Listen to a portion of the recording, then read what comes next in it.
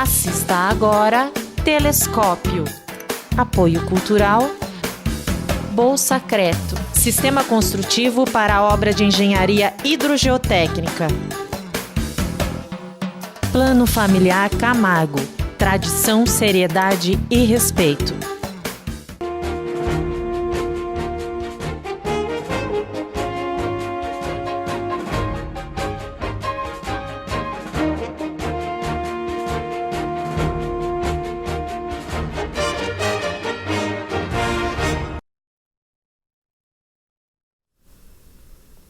26 de maio de 2017. Boa tarde, Itapetininga. Começa agora mais um programa Telescópio, o seu programa de entrevistas direto dos estúdios da TVI para o canal 9 da NET e também para o canal 9 da NET, 8 da NET e para o canal 99 da NET também. Você pode entrar em contato conosco através do Facebook. O Facebook irá aparecer abaixo do seu monitor aí, então você entra no Facebook e pode mandar suas perguntas, pode mandar suas interações para os nossos convidados. Você também pode conversar conosco através do WhatsApp, através do número 9, através do WhatsApp que aparecerá aí embaixo, e através do telefone 3527-8099. 3527-8099. Ligue e participe. 12 horas e 32 minutos aqui no meu relógio. Eu recebo hoje, aqui no programa Telescópio, a visita da jornalista Romina Miranda, que vem lá de São Paulo, trazida pelo pessoal aqui do Grupo Evolução. Um abraço ao Bruno Ferrari, que também está aqui conosco nos estúdios. Irá bater um papo conosco sobre o uso de drogas e relação com a família. Deixa eu aproveitar e dar meu boa tarde aqui para a Romina. Bem-vinda a Itapetininga, boa tarde. Boa tarde, obrigada pela oportunidade. Vai ser um prazer estar aqui com vocês hoje. Mas antes de começarmos esse bate-papo com a Romina, eu vou chamar o nosso produtor, também repórter agora, estreando aqui na TVI, Samuel Gilbran. Samuel, que está lá na área central da cidade, lá na nossa querida catedral, e falará um pouco sobre a festa que está tendo lá, que inicia-se hoje. Samuel, boa tarde, bem-vindo ao programa Telescópio.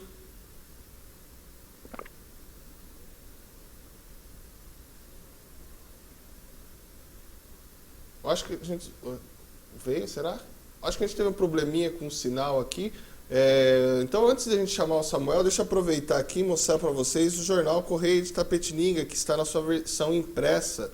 O jornal Folha, a versão impressa sai no sábado, e o jornal Correio de Itapetininga sai na sexta-feira. Então, deixa eu mostrar aqui para vocês aqui o jornal Correio de Itapetininga, que destaca aqui em sua matéria de capa: profissões que mais empregam na cidade pagam menos de 2 salários. 40% dos comissionados podem ser exonerados. Simone Marqueto estuda rever incorporação salarial no funcionalismo público.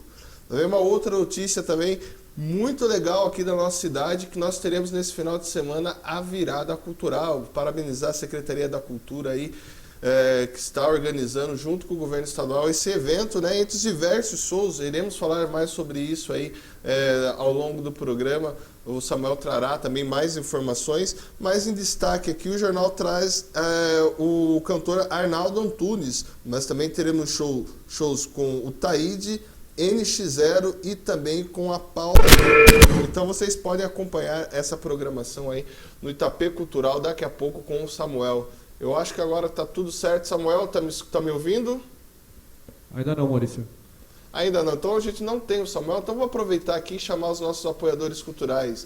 No próximo bloco aí, voltamos aí com o nosso bate-papo com a Romina e também com o Samuel, que está lá na nossa catedral. Não saiam daí, voltamos já.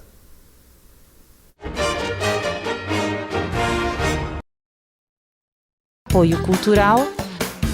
Bolsacreto, Sistema Construtivo para a Obra de Engenharia Hidrogeotécnica. Plano Familiar Camargo. Tradição, seriedade e respeito.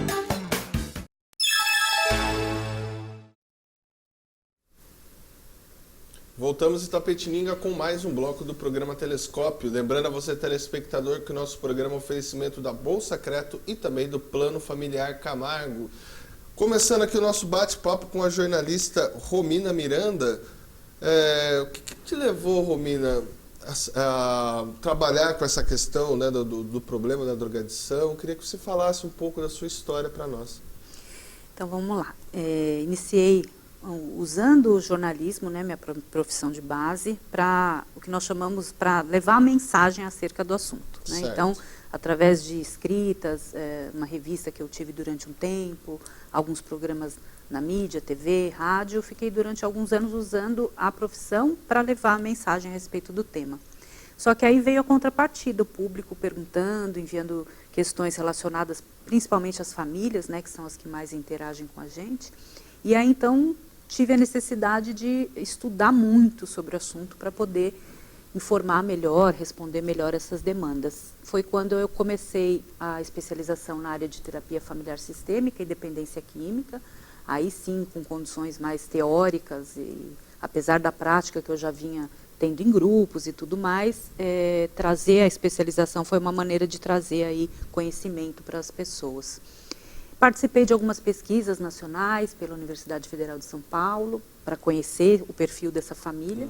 E aí, a partir disso, surgiu o convite para estar coordenando o programa Recomeço Família, que é um programa do governo do estado que orienta e trata os familiares dos usuários.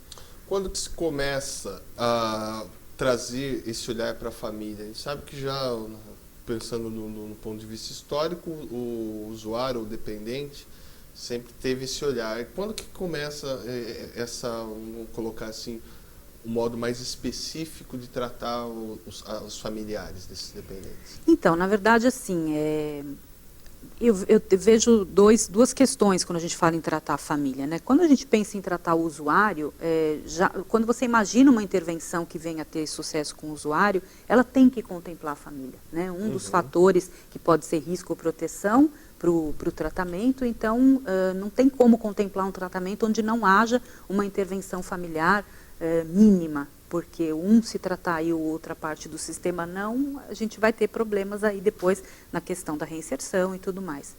Mas quando a gente começa efetivamente a trabalhar hoje no programa do governo especificamente com as famílias, o olhar vai um pouco mais além do que essa família só como preditora de sucesso no tratamento do usuário.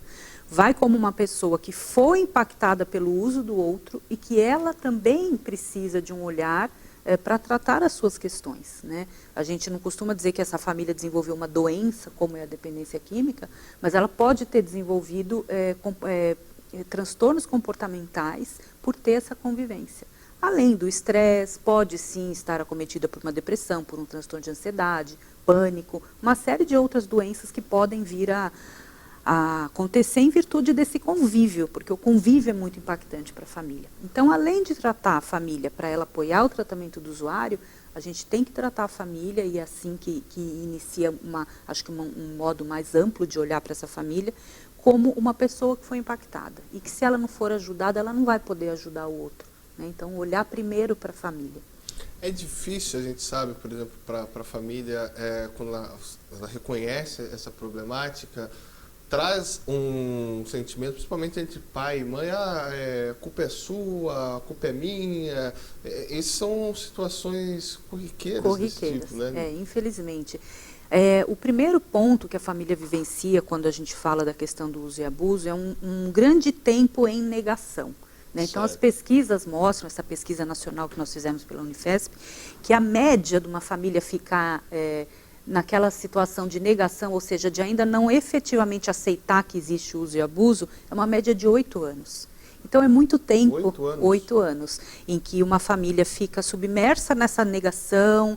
Na verdade, não é que a família não sabe, né? A família popularmente faz vista grossa. Exatamente. Então, o que acontece com uma doença que é crônica e progressiva ao longo de 8 anos? Ela se instala, né? Então, aí é que a gente acaba tendo um grande problema, porque pela paralisação da família, às vezes a doença pode evoluir. E aí é que vem a questão da culpa, né? A família, de forma alguma, pode ser culpabilizada, mas ela tem responsabilidade nesse processo. Se essa família vai poder intervir no momento logo inicial, se ela tem um preparo para isso, com certeza a evolução do uso, abuso ou dependência vai ter um outro caminho do que a família que não vai ter ação nenhuma porque está paralisada pela negação. Aí depois que ela vem, que ela assume que tem Normalmente isso por algum evento externo, ou porque o usuário foi preso, ou porque ele pede ajuda, ou porque ele está muito violento. Isso é mostrado nas pesquisas. Aí a família, então, já parte do estágio da negação para o estágio da vergonha. E agora, né? Para quem que eu vou pedir ajuda? Porque se eu falar na escola, todo mundo vai saber. Se eu falar na igreja, todo mundo vai saber. Até dentro da própria família se omite. Às vezes o casal nuclear omite do restante da família o uso do filho, etc. Né? E aí fica-se mais um tempo na negação para tentar buscar ajuda. Aí são mais alguns anos. E aí, enfim, permeando tudo isso, a culpa, né? Por que a gente não procura ajuda? Porque de alguma maneira a gente acha que a gente tem culpa pelo que está errado naquela situação. Você falou desses estágios, né? Eu vou supor aqui, né? Acho que cada caso é um caso, mas eu acho que deve ser comum, geralmente quando se descobre que um filho ou uma filha está passando por um problema de dependência química, o primeiro diálogo já é complicado. Geralmente esse diálogo vou usar o termo agressivo, né? Como que o problema é se manter esse diálogo agressivo? Sim. Como que ou as dificuldades que a família tem de perceber que não é esse o caminho? O caminho, né? Então, se nós conseguíssemos, né, encontrar aí uma fórmula adequada da prevenção, o que nós teríamos? Famílias de todas as esferas, que têm fatores vulneráveis ou não, que já estariam se precavendo de uma situação como essa. Né? Então, famílias que fossem, aí desde os seus filhos pequenos, já alertadas sobre a possibilidade da experimentação. Porque não existe família imune. Existem fatores de risco exacerbados ou de proteção, mas imune nenhum de nós está que os nossos filhos venham a fazer a experimentação. Quando a gente já tem uma orientação e tudo mais, certamente a gente vai saber que a comunicação aí é fator primordial e ela que vai determinar para que rumo aquela família vai seguir em relação a apoiar, a ajudar, a intervir, né? A comunicação é fator-chave, mas infelizmente a gente ainda engatinha na questão da prevenção, a gente não consegue ter as famílias envolvidas na questão das drogas antes do fato acontecer, né? Então, quando acontece, todos são pegos, digamos, de surpresa. E não sabem o que fazer. E quando a gente não sabe o que fazer, a gente parte mesmo para agressão, acha que muitas vezes essa é a forma mais adequada, se eu colocar, tive uma ação mais punitiva, e não é, né? Isso seria porque culturalmente a gente tem dificuldade, e também da família fala, não, aqui na minha família isso não acontece. Infelizmente, né, nós nos colocamos nessa posição, acho que a sociedade como um todo aqui não acontece, por falta de conhecimento. Porque se nós pensarmos que todas as famílias têm algum fator que pode ser risco e algum fator que pode ser proteção, e a gente puder, na verdade, intensificar esses fatores, vamos estar fazendo o trabalho correto. Mas a questão é, não, aqui não acontece. Né? Então, se aqui não acontece, eu não preciso ir numa palestra sobre drogas. Afinal de contas, quem quer ir numa palestra sobre drogas? Né? Só que essa questão, voltando um pouquinho à questão da comunicação, certamente, se isso chegou nesse ponto, essa comunicação ela já não era uma comunicação muito adequada, anterior ao uso. Então, essa comunicação precisa ser ajustada, e por isso a importância de uma intervenção com a família, de um apoio. Romina, deixa eu pedir licença para você. Acho que agora nosso link está ok. Deixa eu chamar o Samuel Gilbran, que está lá, direto da nossa catedral. Samuel, boa tarde.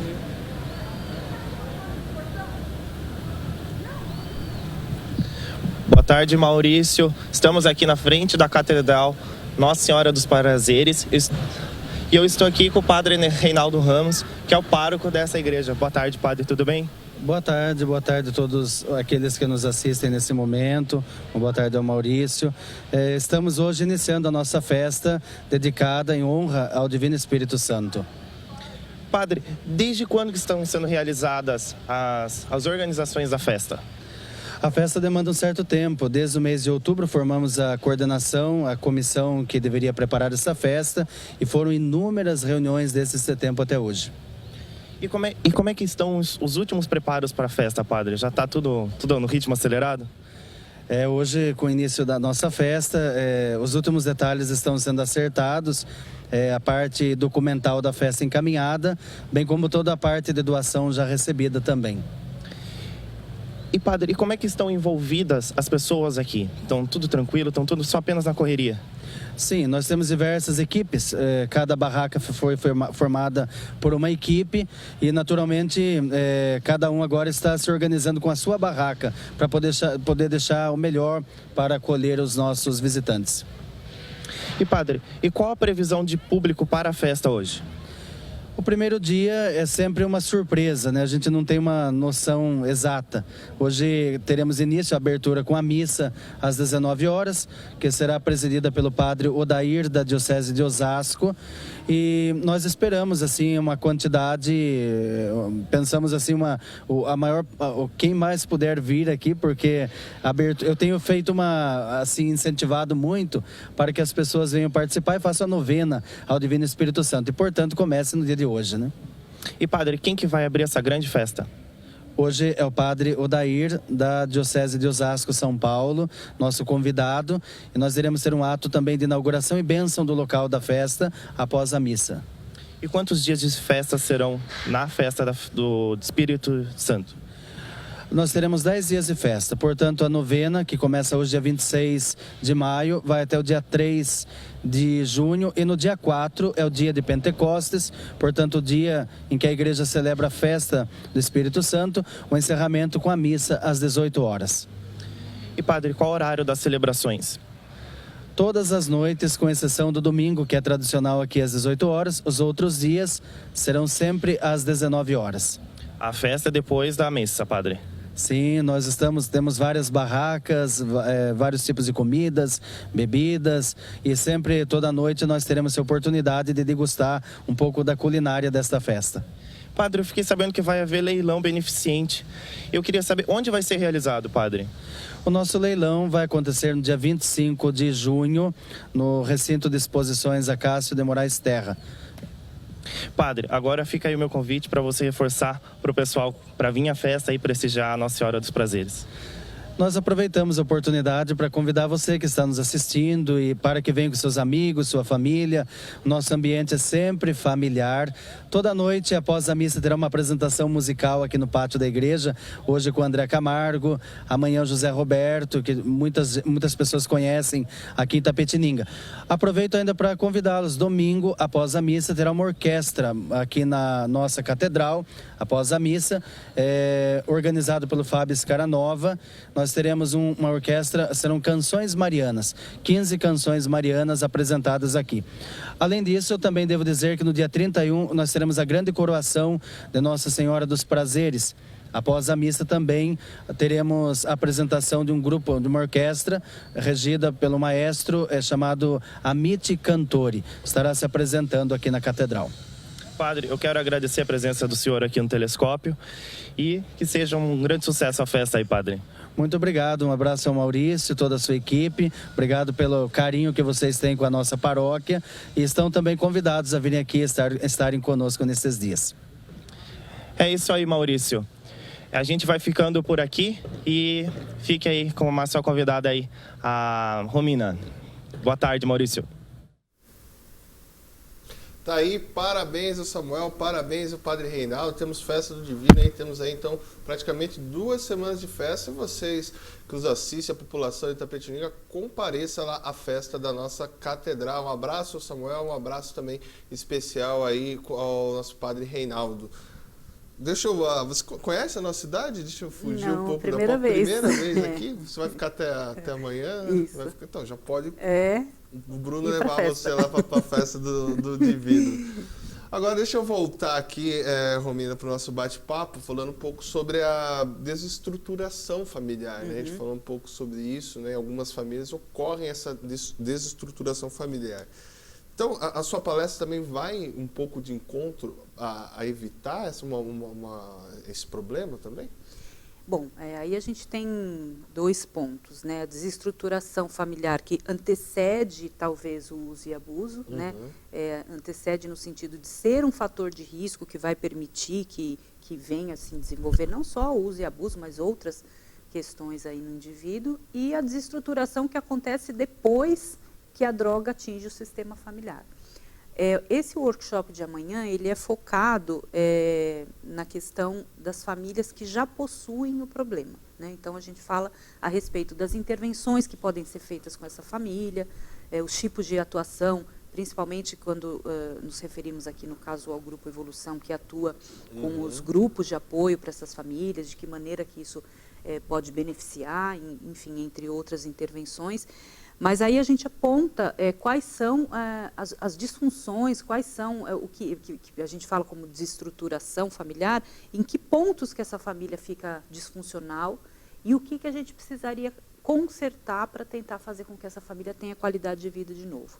Então, não só, como eu já disse, para tentar ajudar o usuário, mas para que a família afetada tenha vida, né, novamente. Porque uma família que vive com esse tipo de problema diariamente, certamente fica com a saúde mental, a qualidade de vida muito abalada. E a nossa ideia é poder trazer de volta essa qualidade. Agora, deixa eu perguntar para você, a gente sabe que essa questão das drogas é um problema de saúde pública. Como que você enxerga, né, vamos pegar primeiro a nível nacional, como que o país vem tratando essa questão atualmente? Bom, eu acredito que a gente tem aí, nós estamos numa esfera de uma questão que, na verdade, é muito recente, todos os estudos são recentes, todas as intervenções, as práticas são recentes e a gente ainda vive um momento que eu também não sei até que ponto que isso vai ser para sempre ou não, mas a gente não pode dizer assim, olha, temos uma fórmula correta para tratar uso e abuso e assim vai funcionar sempre, essa é a demanda e pronto. Não. A gente, na verdade, vive uma doença, uma questão aí que ela é multifatorial, tendo que ser tratada de forma multidisciplinar e, sem dúvida, atinge a esfera da saúde, da segurança, da educação. Então, não tem muito como a gente dizer, olha, isso está totalmente correto, isso não. Na verdade, a gente vem, a partir das nossas experiências práticas, vendo aquilo que funciona da melhor forma. Mas eu, particularmente, no dia a dia, posso dizer que não existe uma fórmula que vá funcionar para todas as pessoas da mesma maneira. Não tem um padrão, né? Não tem um padrão, porque são vários fatores que interferem na maneira daquele usuário se relacionar com a droga. E é isso que vai fazer a diferença, né? Então, quais são os componentes externos que influenciam o seu uso, quais os tipos de droga, quanto tempo ele usa, como é a família dele, a sociedade que ele está inserido, as possibilidades que eles vão ter depois de um tratamento, se o tratamento para ele é mais indicado é ambulatorial, ou a comunidade, ou o grupo, enfim. Isso tem que ser olhado caso a caso e para nós, de uma forma geral, apesar dos avanços da ciência e dos estudos, todos nós estamos caminhando nessa busca, né? Então, eu acho que nós estamos num momento muito mais de nos unir, num momento em que é necessário que a gente tenha muito mais um movimento de união, para que a gente possa unir as nossas forças e experiências, do que de apontar os defeitos que um ou outro programa ou conceito tenham para a situação, entendeu? Aprendi com o meu amigo Bruno Ferrari, também com o meu amigo Milton Neri, que às vezes hoje, as políticas estão muito centradas às drogas ilícitas, mas também temos graves problemas, né, muitas vezes até maiores, mas mais pouco reconhecidos, que são das drogas lícitas, como no caso do álcool, Sim, né? Isso, sem dúvida. Sendo o álcool a droga que mais mata no mundo, né? Eu, dentro do programa que eu atuo, o nosso olhar é para usuários familiares de usuários de álcool e outras drogas. Mas, infelizmente, a gente vê que existe a própria resistência da família em acreditar que o álcool é uma droga, né? Então, muitas vezes a gente faz, por exemplo, uma entrevista, um acolhimento com a família, que a mãe vem reclamar que o filho está usando maconha, e a gente vai buscar aí a história familiar. Tá, mas tem mais alguém que faz uso de droga na família? Não, só ele, a primeira vez, tal. E no decorrer das entrevistas ou das sessões, ela cita, né, momentos em que o pai, por exemplo, está embriagado e que aquilo tem uma certa regularidade. Ué, mas não há o uso de outra droga? Não, meu marido só bebe, né? Então, só bebe todo final de semana, ou só bebe a ponto de, né? Então, é muito difícil ainda para a família enxergar a questão do alcoolismo ou do beber abusivo como um problema. Não só falando da questão do alcoolismo, que sem dúvida é um dos piores, mas a gente pode falar também da questão do beber abusivo, que é nocivo em outras esferas. Então, beber abusivo é o beber que faz com que as pessoas tenham acidentes com o carro, que a violência doméstica está muito mais ligada ao uso abusivo do que ao alcoolismo. São menos alcoólatras e que causam acidentes do que os bebedores abusivos, que são aqueles bebedores que chegam numa sexta-feira, eles já começam a beber de forma compulsiva até o domingo, levam uma vida normal durante a semana, mas a dose ingerida naquele curto período de tempo, ela causa danos muito graves à sociedade. Então, esse também é um outro olhar que nós precisamos ter. E não só para o alcoólatra, aquele que a gente sabe que, nossa, está na sarjeta, ou que aquele senhorzinho que já bebe há anos, tal. O problema está em muitas outras esferas relacionadas ao álcool.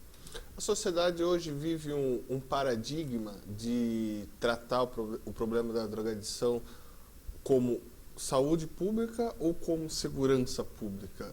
A gente percebe que são diversas opiniões, diversas são as políticas públicas, cada prefeito, cada presidente, cada governador caminha para um sentido. Como é que você vê essa dicotomia?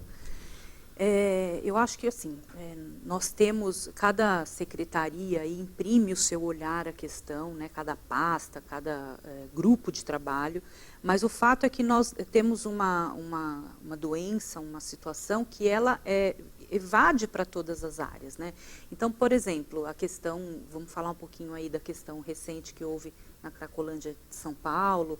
Eu, particularmente, tenho a sede do nosso programa lá, então nós vivemos diariamente naquele local. E essa semana foi uma semana de muita movimentação em torno do ocorrido no domingo e tudo mais. E aí ficam os questionamentos. Nossa, mas a polícia avançou, mas e o tratamento dos usuários? Ah, mas interno não interna, compulsória não compulsória, se evadiram para as outras regiões e tal. E ao invés de nós construirmos um trabalho continuado, a gente fica muito ali no... vamos achar que a ação da segurança é errada, que é extrema, ou que o do tratamento ainda não está acontecendo. Eu acho que são muitas etapas para um problema de tantos anos. A questão ali específica... Não é um dia, uma semana que vai resolver não tem o problema, como, né? A questão específica da ação policial ali, nós tínhamos ali muitos traficantes, um volume imenso de drogas sendo vendidas ali como oferta de feira, né? E aquilo não podia permanecer. Então, aquela ação específica com o objetivo de desarmar o tráfico ali, naquela constituição em que ele se compunha ali naquele local, ela tem a sua efetividade. Tanto é que houve um número expressivo de prisões de traficantes pelo DENARC, que também estava atuando no local. Então, houve uma desconstrução daquele modelo.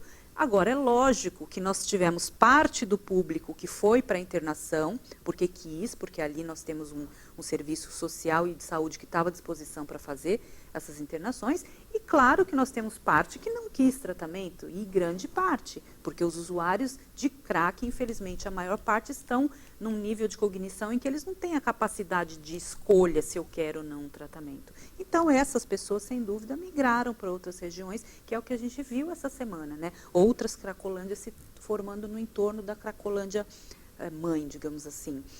Mas agora, sim, a ação tem que continuar, né? Então, agora, qual vai ser o olhar para essas pessoas que não quiseram tratamento? O nosso trabalho de saúde, ele continua. Nós temos lá os conselheiros que abordam essas pessoas todos os dias, que tentam sensibilizá-los ao tratamento, mas eu ainda acho, né, que o mais importante agora é a gente valorizar o que é a ação da polícia, valorizar o que é saúde, valorizar o que é social, de forma que a gente possa se unir para dar conta de uma grande... É aquela velha história batida até, né? O crime é tão organizado e nós, do lado de cá, ao invés de nos organizarmos, nos articularmos de forma construtiva, fica muito essa questão de criticar o trabalho, que deveria ser assim ou assado, enfim. Mas a questão é que alguma coisa tinha que ser feita, né? Maravilha. Antes de continuarmos nosso bate-papo aqui, vou chamar os nossos apoiadores culturais. Não saiam daí, voltamos já.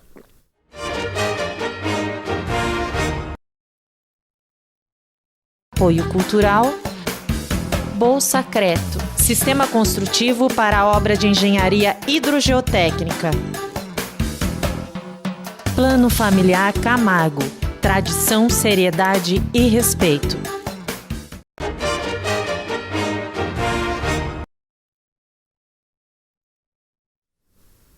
Voltamos de Itapetininga com mais um bloco do programa Telescópio. Nosso bate-papo aqui com a jornalista Romina Miranda. Estamos falando aí sobre hoje um tema peculiar. Todo mundo conhece, né, ou alguém que vive essa problemática do vício, né, em drogas. Então a gente está fazendo um bate-papo muito legal aqui, no intervalo a gente continua batendo papo, tem várias informações. A ideia mesmo é que seja um programa informativo. E agora eu volto, Romina, fugindo um pouco, né, da sua área, mas eu percebo que você tem conhecimento. Como é que você vê hoje, por exemplo, como que as escolas têm trabalhado essa prevenção às drogas? Então, na verdade, quando a gente fala em família, a gente acaba chegando, né, na escola, isso não tem muito como separar. Então, o que nós podemos observar hoje, vamos falar um pouco de efetividade, o que nós acreditamos que seria mais eficaz. Não tem como eu trabalhar ações pontuais com os jovens que possam, de alguma maneira, despertar ao longo da trajetória dessa criança ou desse adolescente um fator de proteção tão grande que ele vá lembrar daquela palestra que eu mostrei, uma realidade não muito atrativa para ele e deixar de fazer uso em função daquilo. Né, eu acho que é muito raso, muito superficial nós imaginarmos que esse tipo de ação sozinha possa ter algum benefício. Primeiro porque nós precisamos, para entrar no mundo do jovem, a gente precisa concordar com algumas questões. E não adianta eu ficar só dizendo que a droga faz mal, deixando de dizer sobre os prazeres que ela cause, que isso é óbvio, né? Então, quer dizer, ele vai fazer o uso primeira vez e fala, poxa, mas aquela pessoa foi lá, só falou que tinha mal, mas enfim, né, naquele momento que ele está vivendo, não é isso. Mas a questão o que eu acredito, que para a prevenção funcionar, ela tem que ser também uma ação sistêmica. Então, eu preciso atuar com os adolescentes, com os jovens, com as crianças, com especialistas nessa área, com pessoas que atuam com crianças e adolescentes, que podem falar a linguagem deles. Eu tenho que atuar com os pais de forma simultânea, né, porque as crianças vão chegar em casa trazendo as demandas. Mãe, hoje eu falei disso, hoje eu trouxe essa história. E se a mãe não está com a mesma fala, com o mesmo entendimento, aquilo vai se perder ali no ambiente familiar. E também, simultaneamente, o trabalho com os professores e coordenadores para que eles possam conduzir as demandas que vão vir dessa história. Então, particularmente, eu vejo que também, né, falando em prevenção, acredito que a gente engatinha, então eu vejo muitas escolas, às vezes, preocupadas em fazer uma ação específica para os jovens, e aí deixam todo o sistema familiar fora disso, ou às vezes ajudar o professor porque tem muita demanda, mas ao mesmo tempo os pais não estão concordando, não estão apoiando. Então, eu só acredito num trabalho de prevenção quando ele é sistêmico e continuado. Não adianta eu organizar uma palestra no ano, na semana, não sei das quantas. Só, não, né? Isso é uma sensibilização. Um elemento dentro do processo. Exato. Né? Vamos sensibilizar para o assunto, sim. Mas eu preciso ter um programa de prevenção continuado, porque o uso e abuso ele vai envolver outros fatores que também vão aparecer na educação, como a questão do bullying, hoje, infelizmente, a questão do suicídio dos adolescentes, da automutilação. Então, vários outros fatores que estão ligados que precisam ser olhados de uma maneira sistêmica, porque o uso de drogas ele é um sintoma de uma disfunção familiar. Não adianta eu pegar aquele sintoma, aquela febre, querer dar o remédio para a febre e não tratar a infecção. Né? Então, eu acredito nessa maneira. Mas eu acredito que as escolas, assim, tem um número interessante de escolas que busca, talvez não saiba bem o que fazer ainda, porque é a falta de informação que impera aí nessa nossa área, mas existem as escolas que têm receio de tocar no assunto. Né? E aí eu não digo só as escolas que estão em beira de tráfico, que têm medo por causa do traficante, não. Eu falo também das escolas particulares. Acho que eu já vivi isso até dentro da minha casa, com a própria escola da minha filha, uma vez quando eu fui levar a questão, que, olha, aqui com os nossos alunos isso não acontece, né? Aqui dentro o ambiente é monitorado, então não importa o que acontece fora, aqui dentro eu sei que... Então, infelizmente, a gente ainda está nesse olhar, né? Mas vamos caminhando. Agora, deixa eu dar você falou de olhar, vamos ampliar um pouco mais, trazendo um ponto específico. A gente vê também, hoje não, né? Sempre houve um número significativo de mulheres viciadas, mas sempre também nunca houve, achavam que isso era mais as coisas para os homens, né? Como que você vê o problema aí dentro, principalmente das mulheres? A gente sabe que as mulheres também, a vulnerabilidade do álcool para as mulheres é maior, né? Sim. O que eu vejo, acompanhando pelas pesquisas, é um número exacerbado de adolescentes usando álcool, muito mais crescente do que o número de meninos. O número de usuários, ele cresce mais rápido do que vem crescendo entre os adolescentes do sexo masculino. Então, esse é um fenômeno novo para nós. As meninas fazem uso abusivo do álcool de uma forma mais feroz do que os meninos, né? E imagine assim, se nós já temos as dificuldades que nós temos em relação aos homens, quando a gente fala de tratamento de mulheres, existem outras fragilidades que compõem aí esse tratamento, que dificultam muito mais o acesso ao tratamento. Nós temos muito menos mulheres que chegam a tratamento do que homens, né? Em primeiro lugar, o estigma que existe em torno disso é imenso, né? Então, pela própria família, você admitir que você tem uma filha usuária de álcool e outras drogas, vai um pouco além da questão do filho, que é como culturalmente, digamos, o homem é mais habitual que ele faça uso abusivo do álcool, de vez em quando tome porre, né? Mas a mulher, o estigma é muito grande. E aí vem outras questões. A mulher, em determinado momento, ela vai ser mãe. Então, para ela buscar um tratamento, implica ela deixar os filhos. E isso pode impactar, de repente, na possibilidade dela vir a perder a guarda dos filhos.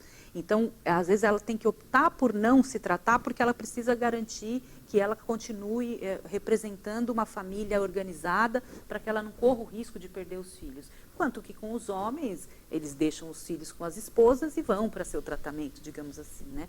Então, esses são alguns exemplos que a gente vê no cotidiano.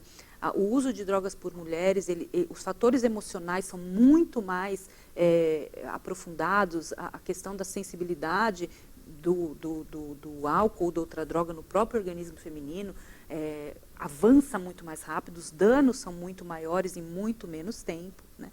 Então, é um outro olhar, né, que a gente tem que lançar mesmo sobre as mulheres, que envolve a questão social, a questão familiar, a questão da saúde dela, o fato dela ficar gestante, o fato dela vir a ser mãe, de desenvolver um outro sistema familiar, a implicação que aquilo teria no sistema, a ter uma mãe usuária de drogas. Então, assim, são muitos fatores, acho bem bacana a gente levantar isso também, porque o geralzão é falar a respeito dos homens, né? E a mulher, infelizmente, não tem como a gente negar, porque a gente vem vendo uma evolução de adolescentes fazendo uso. Então, daqui a pouco, isso vai parar onde? Se a gente não estiver olhando e preparado para acolher e tratar essas mulheres. Nós temos clínicas, um número suficiente, vamos colocar, vamos delimitar o nosso espaço, falando do estado de São Paulo, pelo menos para atender as mulheres, mas dentro desse contexto que você com falou, esse olhar, né? Com esse olhar mais então, apurado. Assim, nós temos, eu não posso te dizer se é número suficiente ou não, porque o que eu já vi em muitos casos são clínicas voltadas para as mulheres esvaziadas. Clínicas que têm toda uma estrutura para atender esse perfil, mas que não tem, as pacientes não vão, né? Então, eu acho que se nós formos pensar em vagas em termos nacionais ou estaduais, ainda a questão das vagas para o sexo masculino, tal, ela é uma questão um pouco mais, a gente precisaria de mais, né? Agora, para o feminino, eu vejo que o que nós temos não está inflado, justamente por todos esses fatores, né, que eu citei. A dificuldade da mulher acessar o tratamento. Deixa eu perguntar para você uma outra questão também muito polêmica, são os projetos de redução de danos. Como que você enxerga esse tipo de política pública? Como política pública a redução de danos? Falando sobre os dois, né, sobre redução de danos e abstinência, na linha em que nós atuamos especificamente, quando falamos em comunidades terapêuticas e clínicas que vão vir com a internação, ou seja, preconizamos a abstinência, os grupos de apoio preconizam a abstinência, mas nós sabemos que existem projetos, por exemplo, dentro da própria Cracolândia, quando a gente fornece ali na unidade uma redução de danos estruturada, ou seja, uma abordagem para trazer o usuário para um centro de convivência, para a partir daquele momento, talvez ele vir a se inserir no programa, é uma outra maneira de se olhar aí para a redução de danos. O que eu acredito é que não tem como a gente negar nenhuma coisa nem outra. E o que eu vejo são as linhas se debatendo, né, querendo muito mais criar um entrave ideológico do que entender que existem os que vão se beneficiar com a redução de danos e existem os que vão se beneficiar com a abstinência total. né? Não temos condições de dizer, não, só o meu funciona, só o meu dá certo. E eu acho que o tempo que se perde nessa batalha ideológica, quem perde são os usuários e as famílias, né? Porque eu acho que ambos têm suas funções e o seu público. Essa redução de danos, né, teve um crescimento muito grande com os viciados, né, que usavam seringas e com a disseminação do HIV, heroína, né? Aí depois agora está se trazendo isso para outras drogas, o crack, por exemplo, né? Exato.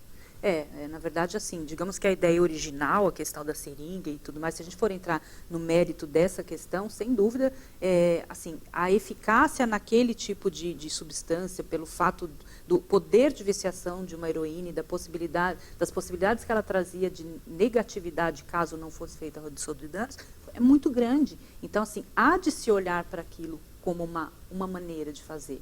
E hoje eu vejo ali na Cracolândia especificamente, nessa nossa unidade, a unidade Recomeço Helvétia, que é um prédio dentro da Cracolândia, o que nós fazemos, apesar de o programa Recomeço levar a proposta do atendimento nas comunidades, é olhar para aquela Cracolândia e saber que eu não posso exigir que para aquele usuário estar na minha moradia ou estar fazendo academia no prédio, ele precisa estar totalmente abstinente, senão ele não vai participar mais. Se eu fizer isso, eu não vou. Exclusão, né? Total, né? Então, por isso que eu acredito, né, que sem embates ideológicos, mas com união e você poder fornecer um cardápio vasto para as várias pessoas que sofrem com essa síndrome que nos assola, né? Nós não temos muito como ficar dando preferência a uma ou outra abordagem sem dar o espaço da outra se colocar como funcional.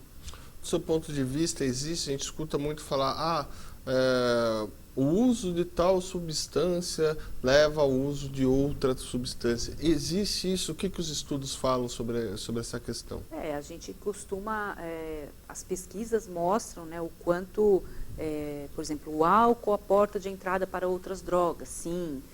A maconha a porta de entrada para outras drogas, talvez, mas além disso, não é só questão de ser entrada para outras drogas, são as comorbidades que aquela droga pode trazer para o indivíduo, né? Então, por exemplo, o uso da maconha e os estudos que vêm sendo feitos com a esquizofrenia.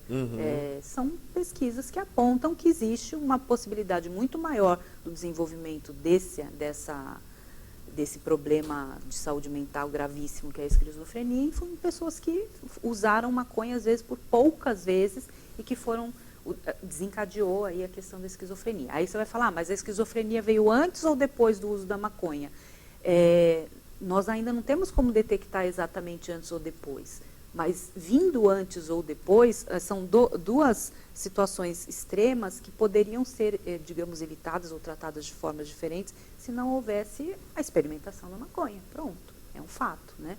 Então, sem dúvida, assim, nós temos aí situações relatadas, claro, usuários que, faço uso de cocaína, mas aí cheguei lá, não tinha cocaína, me oferecendo crack, o meu momento era tão devastador que eu aceitei, e daí pronto, viciei no crack. A gente ouve isso como relato habitual, sem dúvida nenhuma.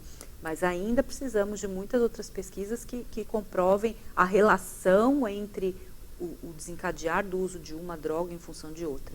O que a gente sabe é que o álcool, sem dúvida nenhuma, é uma porta de entrada para o uso de outras substâncias. O crack, né, e o álcool são as substâncias mais difíceis das pessoas deixarem de ser viciadas? Então, na verdade, a gente não só trabalha com a questão da substância, mas com a relação, com o vínculo, o relacional que o usuário desenvolveu com aquela droga, né? Nós temos usuários de cocaína com uma enorme dificuldade em se abster da substância. E temos usuários de crack que também conseguiram se abster. Então, é muito mais a questão, lógico que o poder do uso, aí, o poder de viciação do crack em relação à maconha, tal, por exemplo, são diferentes. Mas é muito mais uma questão relacional, a maneira que o indivíduo desenvolveu o uso, que a gente pode dizer se é mais difícil ou mais fácil, que se tem menos chance ou não de parar, entendeu? E outra coisa também, voltando um pouco a falar da mulher, existem estudos que mostram se a mulher realmente ela tem mais dificuldades de deixar o vício do que o homem, ou isso é relativo? Existem estudos. Eu posso te dizer que assim, eu não me aprofundo exatamente nessa área, né? A minha área mais específica de estudo é realmente das relações familiares, não especificamente do uso e abuso. O que eu posso afirmar, mais do que a questão das pesquisas, é o nosso dia a dia, né? E assim, existem, sem dúvida, pesquisas que mostram assim, a dificuldade, aí mais uma vez falando de relação, né? A relação que a mulher desenvolve com a droga talvez seja de muito mais apego do que os homens desenvolvam em determinados momentos. Como a questão relacional e emocional está bastante, influencia muito a questão do universo feminino, talvez até essa dificuldade, além dos danos fisiológicos, que são maiores, então aí tem a dificuldade também, entendeu? O que acontece? A gente vê em alguns casos, né, aquela pessoa foi internada diversas vezes, né, ela volta, daí quando ela tenta se inserir novamente, vou colocar uma aspas aí na sociedade, ela acaba voltando ao vício. O que acontece? Bom, o que eu vejo, né, no dia a dia, que é onde a área que eu atuo, é que nós temos aí diversos fatores que vão funcionar como proteção ao risco de um usuário que acabou de sair de uma internação. Qual o primeiro fator de risco ou proteção com que ele vai se deparar quando ele sair de uma internação? O ambiente familiar, né? É o primeiro, ele vai sair de lá e ele vai para casa. Quando ele chegar em casa, ele vai encontrar uma família que se tratou enquanto ele estava se tratando e que sabe que dentro daquela casa não será mais bem-vindo o barzinho com bebida, geladeira cheia de cerveja. Essa família tem esse conhecimento? Ou essa família ainda acha que não, quem usa é ele, não sou eu, então ele tem mais que aprender que aqui tem cerveja sim, né? Então, assim, a família não informada sobre a prevenção à recaída, ou seja, a maneira de prevenir recaída, na minha concepção, é o primeiro fator que pode levar um indivíduo a um processo de recaída. E depois disso, sem dúvida, os fatores sociais, ambientais, se ele vai conseguir arrumar um trabalho ou não, se ele vai conseguir viver no local onde ele vivia sem se deparar com situações de risco de uma maneira continuada também. Todo o entorno social, econômico, os projetos de vida que ele vai conseguir desenvolver, porque muitas vezes... Existem alguns sacrifícios, vamos colocar assim, que a família precisa fazer para contribuir, né, para essa reinserção do dependente. Sem dúvida. E aí é que é uma das grandes resistências que a gente encontra, né? Em algumas famílias que acreditam que, não, o doente é ele, não sou eu, quem tem que se tratar é ele, não sou eu, quem não pode beber é ele, então eu posso. Claro que pode, né? Mas se nós estamos falando em mudanças de relações, formas de apoiar uma pessoa que está adoecida, o que eu faria com um diabético que eu acabei de trazer da internação? Eu montaria uma mesa de doces para comemorar a volta dele da internação? Então, por que é tão difícil entender que quando o usuário vem de um tratamento, não é a família que vai ter que colocar a primeira dificuldade? Porque ele já vai ter que se deparar depois com as festas que ele vai ter que fazer vista grossa, digamos, para o álcool, com as gôndolas dos supermercados que ele vai fazer compras e vai ter que lidar com aquilo também. Mas a família tem que ser o primeiro fator de proteção para que ele possa ir se fortalecendo para depois lidar com as situações externas. Assim como é no nosso dia a dia. A família que acolhe e solta para a sociedade. Quando vem a questão do uso e abuso, é a mesma coisa. Romina, deixa eu pedir uma licença para você, que nós temos um telespectador na linha. Boa tarde. Boa tarde. Quem fala? Oi, Maurício. É Thaís Helena. Eu estou assistindo o programa, acho de muita importância, esse tema é de grande valia no momento que nós vivemos. E eu faço parte de uma pastoral aqui em Itapetininga. Nossa Senhora dos Prazeres, tem a pastoral da sobriedade, da qual nós assistimos tanto os dependentes como os familiares, que entram no grupo dos codependentes. E sobre o assunto falado aí agora, é muito importante que a família busque essa ajuda também, né? nós temos a partilha, o grupo de autoajuda, e sobre o Evangelho, os 12 passos sobre a luz do Evangelho. É muito rico, a pastoral é muito importante, e eu aproveito para agradecer vocês de abordarem esse tema que é visto com muito preconceito, as pessoas não conseguem dar aquele passo. E a família é muito importante no tratamento do dependente químico. Parabéns a Romina, né? E que esse tema não acabe aí só nessa palestra, nessa entrevista, e que as famílias busquem ajuda. A ajuda é muito importante. Parabéns pelo programa, parabéns, Romina, seja bem-vinda. E muito obrigada mesmo por você estar passando esse conhecimento para todos nós. A nossa pastoral se encontra na rua Bernardino de Campos, número 130. Muito obrigada. Obrigado, Thaís, pela sua participação. Romina. Muito obrigada. Conheço o trabalho da Pastoral de Sobriedade também. E muito válido. Eu que agradeço a oportunidade de estar aqui e poder falar um pouquinho mais. Obrigada. Agora, deixa eu perguntar uma outra coisa para você também. Como que você vê muitos das pessoas que trabalham, né, na prevenção são pessoas que tiveram esse problema e conseguiram sair. Isso. Né? Traz um exemplo. Né? Como que você vê isso? Você fala especificamente na prevenção? Sim. Eu acredito que seja um modelo muito interessante. Eu vejo que nas palestras, quando a gente fala, por exemplo, com as crianças, ou mesmo com os pais, e que você leva um usuário que se recuperou, o momento de silêncio na sala é quando o usuário abre a boca, né? Porque é muito impactante.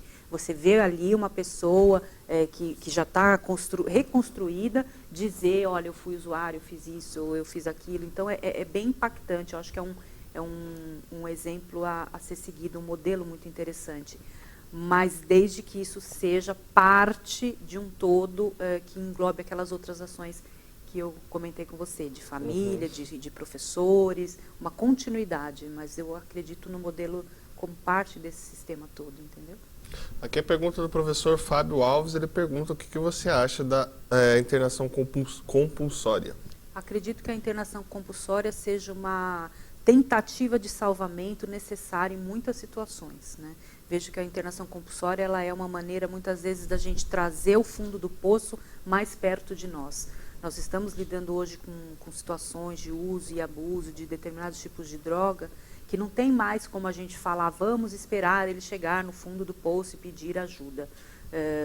A internação, na minha concepção, é trazer esse fundo de poço mais para perto. Eu vou esperar mais o quê? Qual é o fundo de poço? Quando vai ser o fundo? O que é fundo de poço? Né? Então, se uma pessoa que já não tem certa condição cognitiva de escolher o que é bom para si ou não tem mais capacidade de escolha funcionando corretamente, eu acredito que nessas condições a internação involuntária, né, ou compulsória possa ser um ato de salvamento. E já conheço muitas histórias de pessoas que se recuperaram assim, mas acredito que a internação involuntária em ambientes inadequados, o que seriam ambientes inadequados? Que vão só retirar o indivíduo da cena de uso sem oferecer tratamento, aí não acredito nesse tipo de intervenção. Acredito como uma intervenção que vai fazer com que o indivíduo consiga ficar abstinente, voltar às suas condições de pensamento, de escolha, e aí sim lhe ser oferecido um tratamento voluntário e ele ter condições de escolher. Né? Acredito como uma intervenção, não como um modelo de tratamento que, se não houver o tratamento. Né? E quando que se faz esse tipo de opção? Então, normalmente, assim, o que é dito, né, que quando o indivíduo se coloca em risco ou a vida de outras pessoas, a família pode e deve fazer esse tipo de solicitação. A questão é que isso, como é um médico que tem que dar o aval para que essa intervenção seja feita, por quê? Primeiro porque, assim, a família, infelizmente, adoecida aí com a situação, muitas vezes não tem um olhar correto para a intervenção que seria mais adequada, né? Então é importante levar, olha, sim, ele vem vivenciando isso e aquilo, acredito que uma internação involuntária seria adequada nesse momento, sim, mas quem vai validar essa realidade, dizer se realmente isso é o mais adequado, tem que ser um médico, né? Então, nessas ocasiões, a internação involuntária, e quando é compulsória, aí já são as internações em que o médico tem que fazer um pedido ao juiz, que são situações mais extremas ainda. Mas eu vejo no nosso dia a dia, ali especificamente onde nós atuamos, nós temos a Defensoria Pública, que atua em parceria com o Ministério Público dentro do CRATOD, que é outro equipamento ali da região, e que oferece, né, toda a orientação para as famílias que precisam desse tipo de abordagem, que acreditam, mas é muito importante, assim, desmistificar um pouco, né, o que é isso. É muito difícil para a família, às vezes, passar por essa situação, né, a questão, você internar um ente, à força não é uma coisa fácil, muitas vezes para as mães, por exemplo. Então, precisa haver um cuidado com todo o sistema familiar para essa intervenção. Mas acredito que existem casos indicadíssimos e que podem ser o grande divisor de águas na vida de um usuário que tem a chance de se recuperar porque alguém pediu a sua internação quando ele não tinha condições para fazer. Para nós irmos para o intervalo, eu me recordo naquele filme O Bicho de Sete Cabeças, e trata uma questão familiar, mas ainda existe, às vezes, porque, como você explicou, existem casos. Sim. Mas às vezes ainda há as famílias em caso de numa situação de desespero, ao saber que o filho é um dependente químico, que acabam internando também sem essa necessidade, isso de uma certa forma vem a prejudicar um tratamento futuro? Sem dúvida, porque acho esse filme muito emblemático, né? Para a gente falar da questão aí, ali especificamente, o pai viu o filho usando maconha uma vez e ele já interviu com tratamento numa clínica psiquiátrica, né? Que não havia um tratamento voltado para o uso e abuso especificamente. E o quanto aquilo foi danoso para a vida dele sempre. Acho que ele, inclusive, desenvolveu outros transtornos em função disso. Mas, sem dúvida, né, acontecem situações assim. Por quê? Justamente pela falta de informação. Então, a maior parte das famílias que nos procuram chega pedindo uma internação. Eu quero uma internação. Não importa se é maconha, se é cocaína, se ele é adolescente, jovem, idoso. As famílias acreditam que a internação é a solução. E lógico que também tem todo um peso que a família muitas vezes vem trazendo, que ela quer, de certa forma, um pouco de paz, digamos assim. Porém, nem todo usuário, nem todo uso tem indicação de internação. Especificamente, isso, mais uma vez, tem que ser avaliado pelo médico, né? E a família, muitas vezes, toma aí, digamos, atitudes, eu não digo que poderia, assim, extremas como a do filme, assim, eu não vejo no dia a dia, mas eu acho emblemático porque, para mostrar que o que acontece não tendo informação, a família não sabe o que fazer. Então, ela acha que aquela medida é a mais correta, né? Então, por isso que as famílias precisam de apoio, cada vez mais. Maravilha. Antes de continuarmos nosso bate-papo, vamos aos nossos apoiadores culturais. Não saiam daí, voltamos já.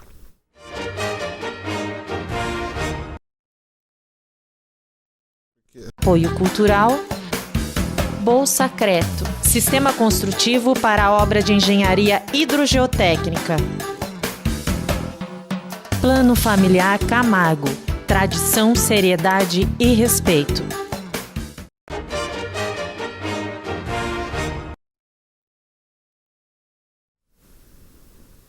Voltamos em Itapetininga com mais um bloco do programa Telescópio. Hoje aqui um bate-papo com a jornalista Romina Miranda, que estamos tratando de diversos problemas relacionados à drogadição, né, problema das drogas.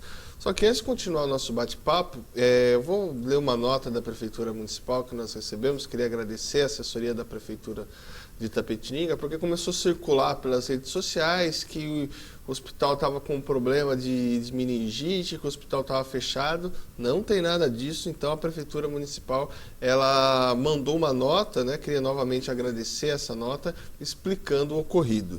Então, a nota diz o seguinte: a Prefeitura Municipal de Itapetininga, por meio da Secretaria de Saúde, informa que a paciente com o problema é de Angatuba e foi transferida para Itapetininga com o diagnóstico de meningite bacteriana. As amostras já foram colhidas para análises mais específicas. A paciente permanece internada em isolamento para o tratamento no Hospital Regional de Itapetininga. A Prefeitura esclarece ainda que o Hospital Regional de Itapetininga não foi interditado e que mantém as suas atividades normalmente. Então, só repetindo, a Prefeitura esclarece ainda que o Hospital Regional não foi interditado e que mantém suas atividades normalmente. Então, ela agradece aqui o Departamento de Comunicação de Imprensa. Então, tá aí dado o recado. Então, cuidado, gente, aí, né? A gente transmite algumas informações inverídicas, acaba criando situações perigosas. Então, só reforçando mais uma vez, o hospital está funcionando normalmente. Deixa eu voltar aqui o meu bate-papo com a Romilda, perguntar sobre, sabe, de tratamentos alternativos que temos para trabalhar com os dependentes químicos, mas temos a questão dos remédios. A primeira pergunta é relacionada aos remédios. Como que você vê a utilização de remédios para tratamento de pessoas viciadas? Acredito que os remédios sejam parte do tratamento, né? Esse conceito de que substituir uma droga pela outra, que a gente ouve muito essa fala, até dos próprios usuários, às vezes quando nós preconizamos, nós, não eu no caso, que eu não sou médica, né, mas o que eu vejo no dia a dia, a preconização, por exemplo, de um antidepressivo ou de um remédio para ansiedade, existe um preconceito muito grande e essa fala, trocar uma droga pela outra. Primeiro que assim, se fosse trocar uma droga pela outra, ainda assim a gente estaria com uma droga de menos malefícios do que as drogas ilícitas. Segundo, que as drogas, no caso os remédios, os medicamentos, eles são para fases da vida, né? Existe, por exemplo, uma fase de desintoxicação que o indivíduo pode não conseguir se manter abstinente se ele não estiver fazendo uso do medicamento. Então, enxergo como parte de um tratamento, né? Não vejo como dissociar uma coisa da outra. Acredito que, mais uma vez falando, assim como existe o modelo de comunidades terapêuticas que não atuam com medicamentos, ou as clínicas que atuam, as involuntárias, as voluntárias, os grupos de apoio, os CAPs, tratamento ambulatorial, todos eles, cada um tem o seu papel e são serviços que estão à nossa disposição, à disposição dos usuários, que são indicados para diversos momentos e fases da vida de cada um. Então, não vejo como, né, descartar essa possibilidade que a ciência nos proporciona, como, principalmente quando a gente pensa que o quanto as drogas trazem comorbidades, né? Muitas pessoas desenvolvem depressão pelo uso ou transtorno de ansiedade. Então, quer dizer, como é que eu vou querer ficar abstinente ao mesmo tempo não usar um medicamento, sendo que eu tenho uma depressão, né? Então, tudo isso tem que ter um olhar médico, mas eu acredito sim como parte do tratamento. E que avanços que você percebe nesse tempo que você já trabalha nessa área no SUS? Bom, o nosso programa específico, né, que é um programa do governo do estado, ele é uma ação voltada para os usuários de álcool e outras drogas, que tem uma metodologia específica, onde se usa o tratamento em comunidades terapêuticas e se usa também o tratamento da família, como é parte aí dessa atuação que eu disse para vocês. Eu acredito que nós estamos diante, mais uma vez falando, de um problema de grandes dimensões e que, sem dúvida, o que a gente tem feito é caminhar e experimentar metodologias que vêm funcionando, que já são evidências científicas.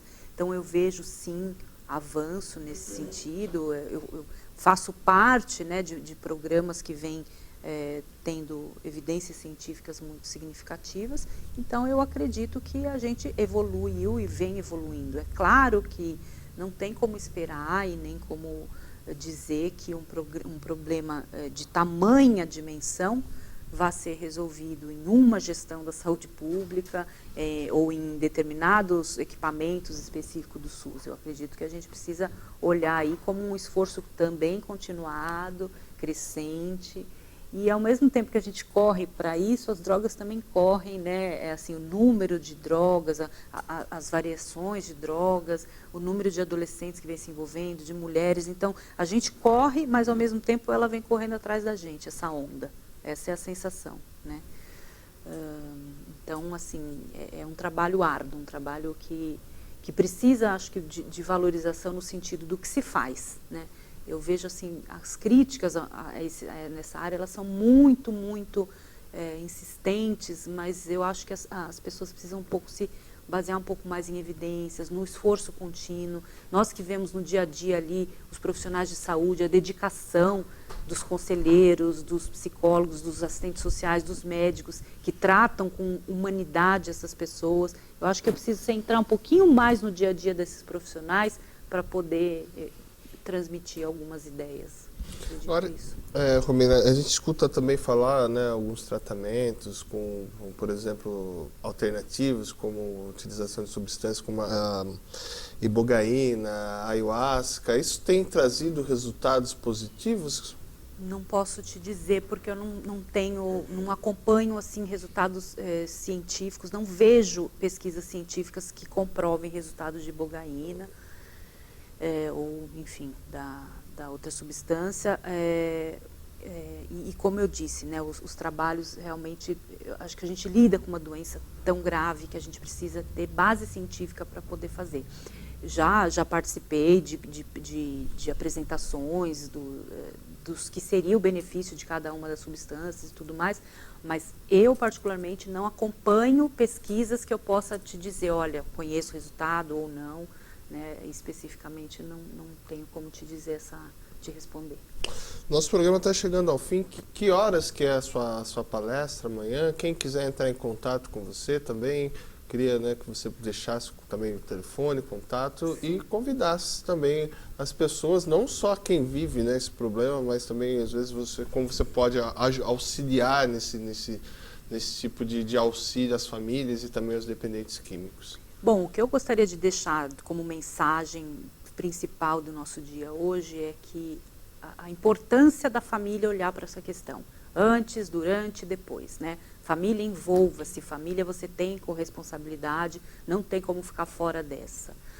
Amanhã o workshop ele vai das 9 da manhã às 5 da tarde, toda a promoção está sendo feita pelo Grupo Evolução, eu acredito que pelo site, né, do Grupo Evolução as pessoas podem.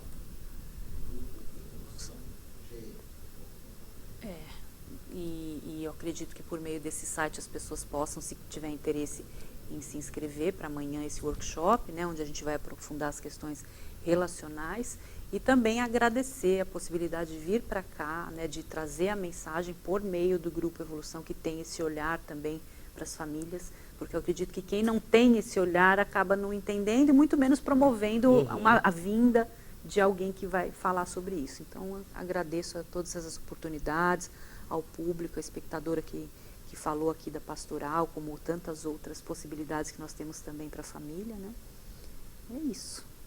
Romina, obrigado pela sua participação. Então, é só entrar no Grupo Evolução GE, né, pela internet, né? Você coloca lá www.grupo Evolução GE, você terá mais contatos. Parabéns, Bruno, pela iniciativa. Eu me despeço agora de vocês, que vocês vão ficar agora com o Itapê Cultural. E na segunda-feira estaremos de volta a partir das 12h30 com o programa Telescópio, TVI, a TV que conta a nossa história.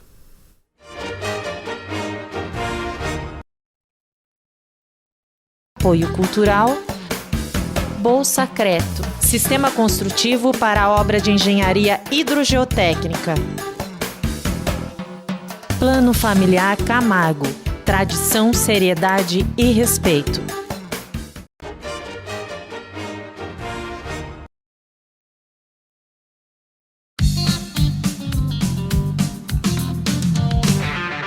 Fala galera, tudo bem? Chegou a tão esperada sexta-feira, não é mesmo?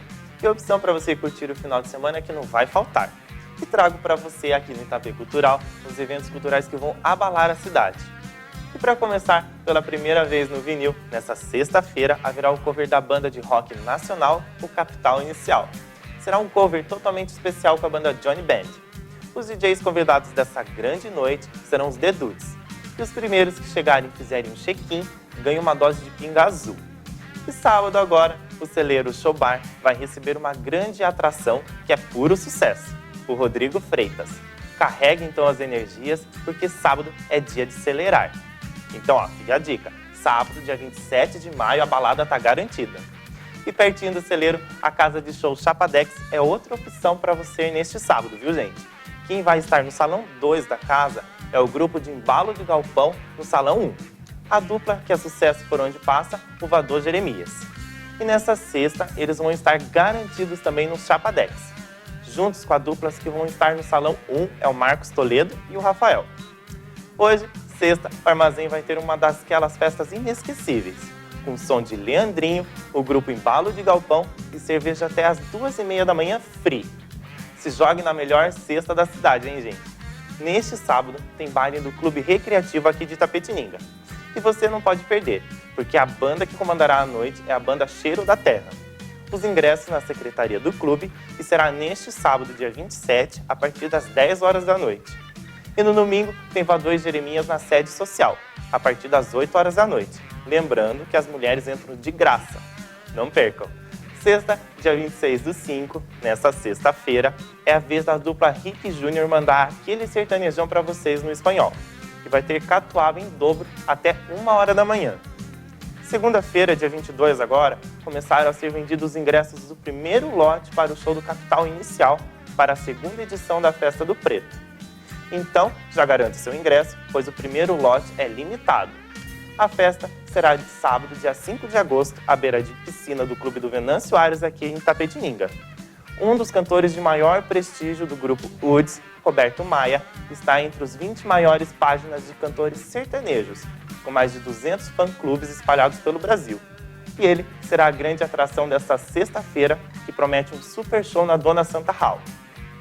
E ainda vai rolar o som com os residentes Bruno White, João Lopes e DJ Michel Max. Dia 31 de maio vai rolar uma noite em Dubai, lá no restaurante árabe. Ainda dá tempo de reservar a sua mesa, hein? Pois vai ser uma noite inesquecível. A festa em louvor ao Divino Espírito Santo começa nesta sexta-feira lá na Catedral Nossa Senhora dos Prazeres. Começa hoje, dia 26 de maio, e vai até dia 4 de junho. E já no dia 25 de maio, no domingo, vai haver um leilão beneficente de animais. Vai haver missa todos os dias, praça de alimentação e apresentação de grupos musicais. Neste final de semana, 27 e 28 de maio, Itapetininga participará da 11ª edição da Virada Cultural Paulista, iniciativa do Governo do Estado de São Paulo. Além dos shows de Beto Balanço, Taíde, NX0, Paula Lima e Arnaldo Antunes, o município receberá também no palco externo o bloco de carnaval, espetáculos de artes cênicas e stand-up comedy. Mas atenção, aviso importante. Devido às exigências técnicas, o local do palco principal das atrações da Virada Cultural aqui em Itapetininga foi mudado para a Avenida José Moraes Terra, Marginal do Chá, próximo ao ginásio de esportes Ayrton Senna da Silva. Os demais locais permanecem os mesmos, tá? A Prefeitura de Itapetininga, por meio da Secretaria de Esporte, Lazer e Juventude, realiza a segunda etapa oficial do circuito Correr e Caminhar com Saúde. A prova será disputada neste dia 28 de maio, no domingo. A segunda etapa oficial do circuito abriu 490 vagas para os competidores se inscreverem de forma gratuita. Irá valer pontos para o circuito com largada marcada para as 8 horas da manhã, nas proximidades do Teatro SESI, lá na Vila Rio Branco. A concentração será a partir das 7 horas da manhã. Haverá nesta sexta-feira, às 8h30 da noite, a exibição do documentário Império de um Navegador, de Edson Fogaça. Será coladinho com o Festival do Minuto. É mais uma estreia da Secretaria de Cultura e Turismo. O Cinedoc será uma atividade com exibição mensal de documentários tratando de diversos temas. E nesta sexta-feira a entrada é gratuita. Agende aí, dia 29/5 às 7 horas da noite, no Centro Cultural haverá uma palestra gratuita. O tema será debatido sobre a importância da paisagem urbana em nosso contexto social. O papo fica por conta de Ivan Fortunato. Stanagel é um dos principais artistas de Itapetininga e região, com trabalhos consagrados e reconhecidos em diversos lugares. E ele vai estar com suas obras no Centro Cultural com exposição Esculturas. Será até dia 30 de junho, de terça a sexta-feira, das 10 horas da manhã até as 5 horas da tarde. A entrada é gratuita e livre para todos os públicos. E vale a pena conhecer um pouquinho de sua história no trechinho dessa entrevista especial e exclusiva dada à Secretaria de Cultura e Turismo. Fala aí, Stanagel. Eu me chamo Antônio Carlos Stanagel, mas as pessoas me conhecem por Stanagel, né? Estou aqui no Centro Cultural fazendo uma exposição, né, uma breve exposição. Sou de Itapetininga, sou casado, tenho 50 anos, 3 filhas, recentemente estou sendo avô e estou aí na luta, no meu espaço, fazendo, tentando acontecer e divulgando, mostrando para as pessoas que nem tudo que a gente joga é lixo, nem tudo é descartado, nem tudo é reaproveitado. Sim, muita coisa pode ser e deve ser, de alguma forma, reaproveitada, né? Marque aí, dia 28/5, domingo, às 9 horas da manhã, no Centro Cultural, acontece o encontro do Leia Mulheres, o roda de leitura sobre livros escritos por mulheres escolhidos previamente. A obra da vez é Opsiane Osiwata, de Verônica Stinger. Que tal curtir uma tarde de histórias, hein? Será dia 27/5, às 3 horas da tarde, na Biblioteca Municipal. O título será Princesas, Nem Tão Princesas Assim. A oficina A Arte de Contar Histórias, ministrada pela pedagoga especializada em contação de histórias, a Milene França, ainda está acontecendo. Serão 5 encontros gratuitos, que acontecerão no Centro Cultural Histórico. Começou agora, no dia 24, e o próximo encontro será dia 31 de maio, dia 7, 14 e 21 de junho, a partir das 8 horas da noite. Mas corra se inscrever no Centro Cultural, porque só são 20 vagas destinadas às pessoas acima de 14 anos. O Teatro SESI Itapetininga traz neste sábado, em celebração aos 120 anos de nascimento de Pixinguinha, a apresentação traz Clássicos de Carinhoso, Chorinho de Gafieira e Cheguei. Nesta homenagem mais que merecida, a Orquestra de Choro Campineira traz um espetáculo que une balanço, arranjos primorosos, histórias e curiosidades da vida do compositor. A formação da orquestra é utilizada com maestria, explorando diversas possibilidades instrumentais, tornando a apresentação um espetáculo de lindas cores e deliciosos sabores musicais. Agora vamos com mais uma estreia da saga dos Piratas do Caribe, A Vingança de Salazar, que estreia no todo o Brasil. O Capitão Salazar é a nova pedra no sapato do Capitão Jack Sparrow. Ele lidera um exército de piratas fantasmas, assassinos e está disposto a matar todos os piratas existentes na face da Terra. Para escapar, Sparrow precisa encontrar o tridente de Poseidon, que dá ao seu dono o poder de controlar o mar. Mais um look compondo o Itapê Cultural da loja Bento Capitolina. Como sempre, arrasando com os looks. Um abraço a todos da loja. Um ótimo final de semana, pessoal, e até semana que vem. Tchau, tchau!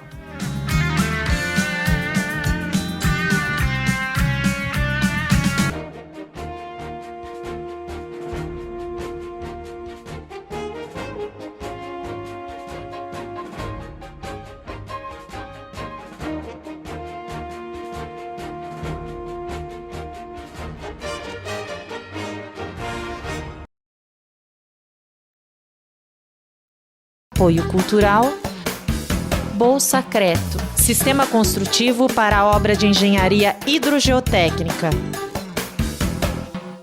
Plano Familiar Camargo, tradição, seriedade e respeito.